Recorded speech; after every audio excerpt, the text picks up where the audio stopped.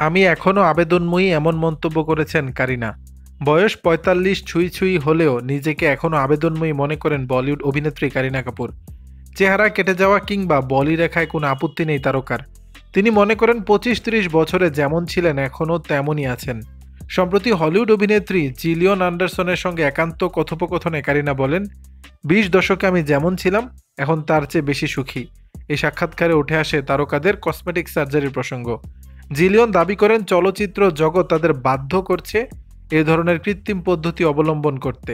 তিনি বলেন, এমন বহু অভিনেতাকেই দেখা যাবে যারা কোনো নির্দিষ্ট বয়সে নিজেদের চেহারাকে বেঁধে ফেলতে চেয়েছেন।